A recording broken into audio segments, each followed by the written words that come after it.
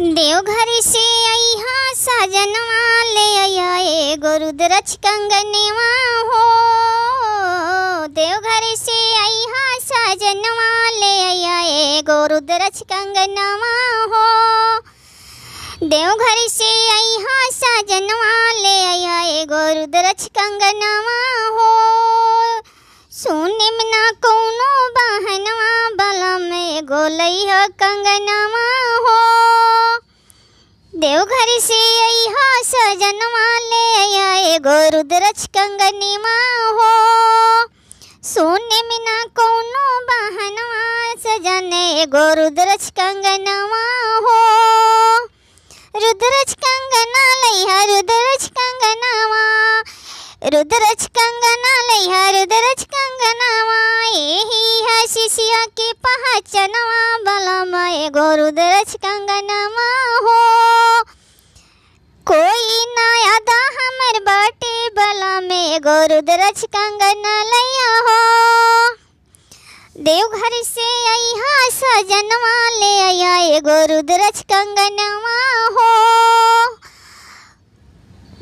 चली न कोनो बहनवा ले अइहा एगो रुद्राक्ष कंगनवा हो। कोई ना चाही बहनवा बलम एगो रुद्राक्ष कंगना लइहा हो। एरे कंगनवा ही शिष्य के पहचानवा, यही कंगना हुए शिष्य के पहचानवा। देवघर से अइहा सजनवा ले अइहा एगो रुद्राक्ष कंगनवा हो। एही कंगनवा में दुनिया के कल्याणवा, एही कंगनवा में दुनिया के कल्याणवा। देवघर से अइहा सजनवा ले अइहा एगो रुद्राक्ष कंगनवा हो। कोई ना चाही बहनवा बला में एगो लइहा कंगनवा हो। चली न कोनो बहनवा बला में एगो लइहा कंगनवा हो। एही कंगनवा में दुनिया के कल्याणवा, यही कंगनवा शिष्य के पहचानवा। देवघर से अइहा सजनवा ले अइहा एगो रुद्राक्ष कंगनवा हो। ना चाही सोना चांदी नाही कंगनवा। देवघर से अइहा सजनवा ले अइहा एगो रुद्राक्ष कंगनवा हो।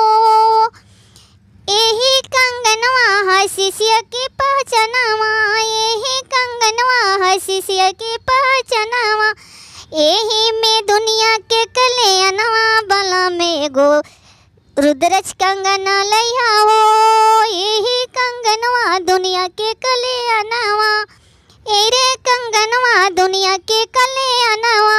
ले अइहा एगो रुद्राक्ष के कंगनवा बला मु एगो लइहा कंगनवा हो। देवघर से अइहा बलमुआ ले अइहा एगो रुद्राक्ष कंगनवा हो।